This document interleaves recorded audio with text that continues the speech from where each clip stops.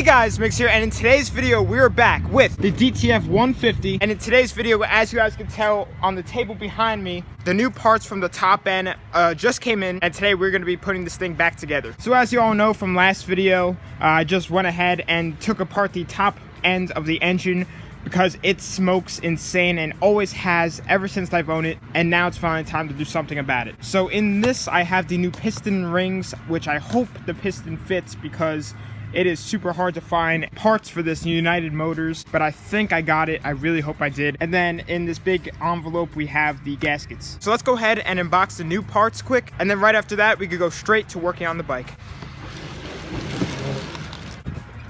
Alrighty, so first off, let's start with the piston and rings.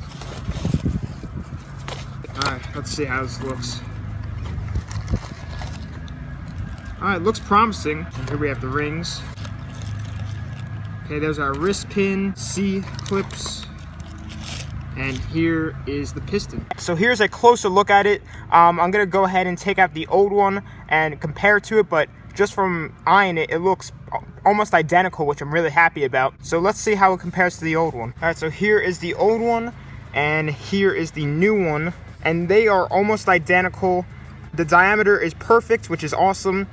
But there is one slight difference. The old piston is slightly longer than the new one. I don't think it should make that big of a difference, or it shouldn't matter at all. It would be different if this new one was if it was longer than the old one, because then there might be an issue. But if it's a little bit shorter, I think it should be fine. Alrighty, so now that we know that the new piston will in fact work, let's put this all back inside of the box until it's time for it to be installed. And next up, we have this huge envelope with the gaskets. Looks good. So guys, all the parts look awesome. Let's get started to installing it. So as I said before, I thought the gaskets were good, but they're not, and we have a major issue. So as I just went ahead to try and test fit our gasket, it is way too small. It won't even fit over the studs, so I'm gonna have to return that. And quite frankly, I don't have enough time to wait for the right gaskets to come, so desperate times call for desperate measures, and I'm just gonna go ahead and reuse the old gasket with some gasket maker. Don't do this. I know it's wrong. You don't got to tell me twice, but I know it's wrong, but I kind of need to do this, so always get the correct gaskets. Yeah, so first thing I want to get started with is putting on the new piston. Then once it's on, I'll put on my gasket maker, which I'm super bummed out about, and then I'll slide on the cylinder and do the rest from there.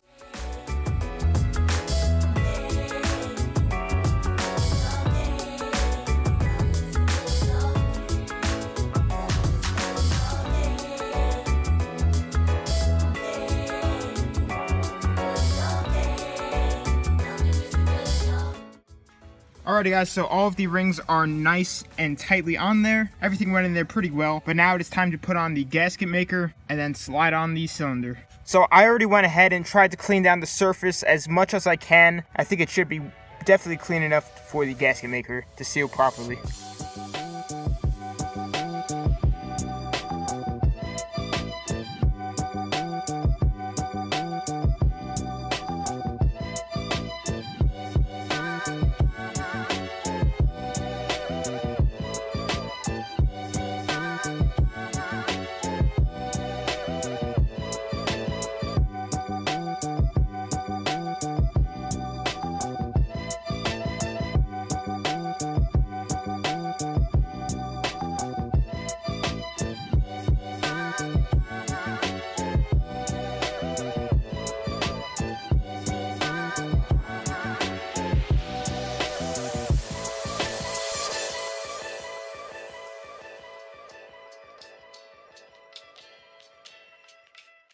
Alrighty guys, remember that part of the video for later.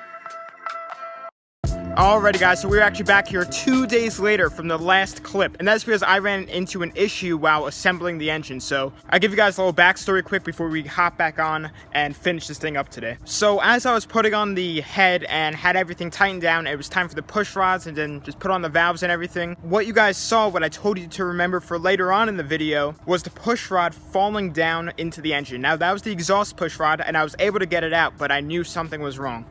And I instantly knew what it was. So as you guys know, with this engine, the cam and whole pushrod setup is super weird. I've never seen anything like it. But there are these two arms that dangle down from the cylinder and kind of hook onto the lobes of the cams and then once they're on, you can put the push rods down and they won't fall down like how they did for me. I totally forgot about that, and while putting on the head, I didn't go ahead and split them apart and put them around the cam. So both of them were angled for the exhaust and intake. They were both angled to the left side, and it was just a mess. I was able to get the exhaust push rod out. When I knew what the issue was, I went ahead and took apart the head and the cylinder once again, just to adjust it, and once I thought it was good, I put it back on, put everything tightened back up, and I could have sworn it was good because the exhaust push rod didn't fall through anymore. But when I put in the intake one, it fell completely to the bottom. So I had to go ahead and take apart the engine once again. When I saw the problem, when both of those little hooks that go around the lobes of the cam were on that side, I thought I took the intake push rod out, but I guess I was just preoccupied trying to fix those little arms that I didn't take it out. And when I put the whole thing back together once again, I could not find my intake push rod anywhere. I was looking around everywhere. I don't know if I dropped it, and I was shaking the engine because there's no way that I thought that I left it in there. But that was my last place I had to look, and I ended up looking there, and it was still in there. So, after taking apart the engine once again, I put it all back together, I re-gasketed everything, and now 2 days later, here we are. So now that you know that big story of what happened, let's get started with finishing this engine. Okay, guys, so now what I'm gonna do is place in the push rods, and they shouldn't fall down to the bottom of the engine.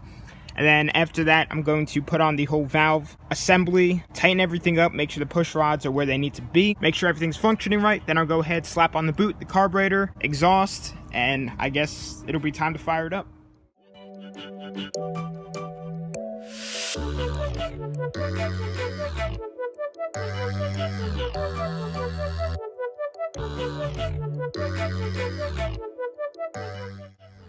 Alrighty guys, so everything is all assembled up here, so what I'm going to do is just turn the engine over real quick and see if the valves move. Oh yeah, looks good. Awesome.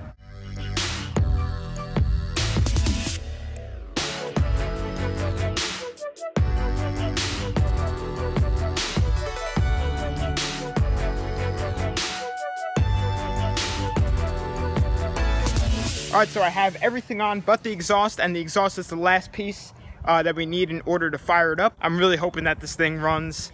I mean, this is probably the most thrown together top end rebuild I've ever done. Actually, there is one more thing that I want to do, a really quick thing, but I'll tell you guys that after we put on the exhaust.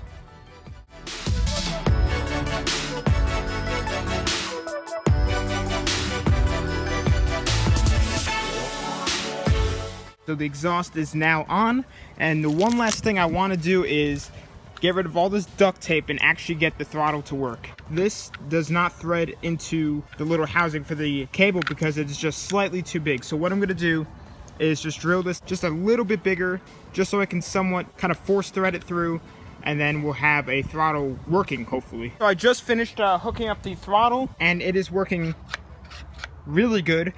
We have full throttle and it goes right down, so that's all good to go. And I also just fixed up the chain because it used to be all tangled up in here, so I went ahead, took off the side cover, put it back on, and then put on a master link. It's still a little bit loose, but I want to go ahead and try and fire this thing up. So here we go. Here's the final touch to it. It's go time. All right, so I just checked the fuel and it is completely empty. So I'm gonna go ahead and put some fuel in there. I'm gonna leave the side cover off just in case I need to work on the engine again, which I'm really praying I don't. But I'm really hoping that this thing runs. I mean, that gasket maker, I really wish I didn't have to use it, but I guess we'll just see what happens. I'm gonna go ahead and check the oil real quick. Oh yeah. All right, we got plenty of oil. Okay, fuel is on and flowing into the carb. Choke is on. I tried to put it on the intake tube, but the rubber is just rock solid and I just cannot get it to go on. Oh boy, we have a leak. Ah, dang. The fuel line has a tear in it. Oh man. So there's a tiny tear in the fuel line. I'm just gonna go ahead and fix it because I know you guys want to see this thing run. So I'll catch you guys back once it is 100% ready to go. Fuel leak is fixed, and I guess here goes nothing. This kickstart has always been super annoying for me. It always gets stuck down. It's so weird to kick. Gosh.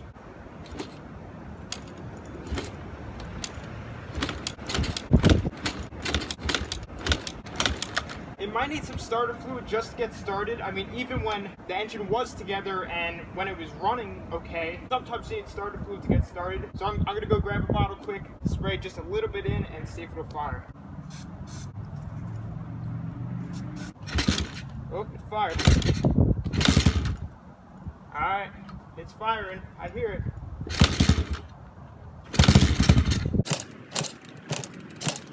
Alright, that's a good sign at least, that there's some kind of life in there.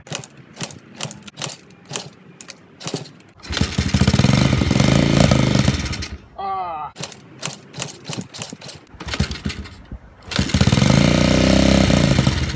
Ah, man. It's kind of acting like it's running out of fuel. So what I'm going to do is drain the bowl, see if there's any flow going through. I might have tightened the hose clamp on the fuel line too tight. If there is fuel, then maybe it just needs to run a little bit more and just get cycled through. Alright, let's see what we got in there. Okay, there is fuel flow. There was some dirty fuel that came out first, and then I just waited until the clean new fuel was coming through, which it is now. Take two. Oh.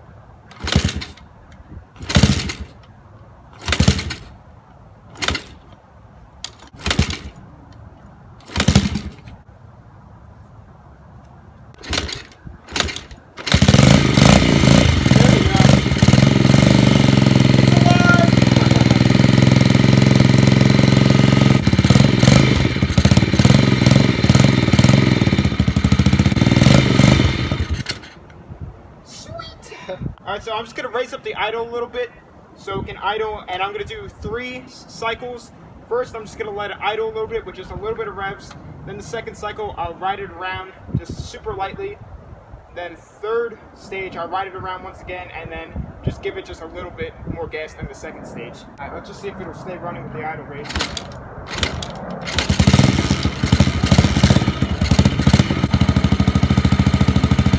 Alright, so the choke is completely off now. It sounds pretty good, honestly. It's probably going to smoke a little bit like how it is right now, just from like my fingerprints and just the oil from installation, but I definitely want to keep an eye on the gaskets down there and the head gasket up there for any leaks. Oh, a little bit too low there. But I definitely want to keep an eye on those, because if I see oil leaking through, then that's not a good sign. But for now, it's looking pretty good. I'm surprised it's not smoking out of the tailpipe. I thought they would just be burning all that oil that was in there, but I mean, maybe it just needs to warm up a little bit. But when I rebuilt the DRZ 110, it smoked insane when I did the top end rebuild on it. And I thought it didn't work, but it was just burning off all that oil. And this thing has way more oil in the exhaust than that one did. So the kill switch on this thing doesn't work. Right now, the first stage of it breaking in is over. So what I'm going to do is just lower down the idle screw in order to turn off until I fix that kill switch. So now what I'm going to do is let it cool down, and while it's cooling down, I'm actually just going to tighten up the chain. I'm not going to record it because it's not that exciting. Once it's time for stage 2, I'm going to go ahead and put in gear for the first time and see how she feels. Alright guys, so the bike is all cooled down now, and the chain is a little bit tighter. I mean, on the adjuster, it's as tight as it's going to be. I mean, once I sit on it and the suspension compresses, then the chain will tighten up a little bit more. But what I'm going to do right now is start it up, put it in gear, and see how she rides. I also went ahead and put on the side cover. I'm gonna guess first kick. I have high hopes. Ah, dang. Eventually. Alright guys, here we go. We're in gear, and we're moving.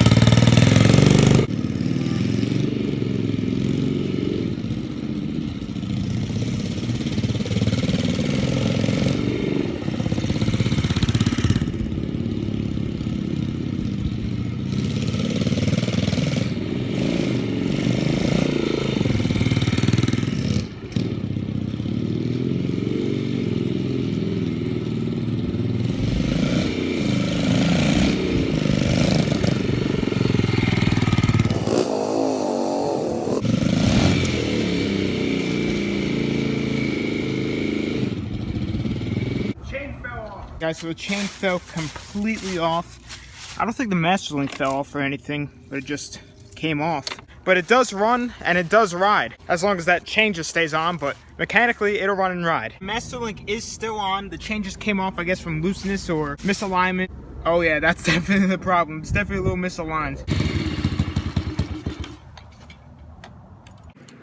So I just went ahead and threw back on the chain, but I mean, other than that, it is running all right. I mean, the carb needs some work, maybe just a whole new carb in general, but that carb's always just giving me some issues, but it is running and riding. I'm gonna go ahead and do the third stage of the new piston break-in off camera, because it's basically the same as the second. So I'm gonna be ending the video here. I hope you guys enjoyed this video. Follow me on Instagram and Snapchat. They will be on the outro of this video, and definitely stay tuned for more awesome videos coming soon with the NASCAR, this dirt bike, the quad, just tons of awesome videos. But thanks for watching. Please subscribe, like, comment, share, friends with the channel.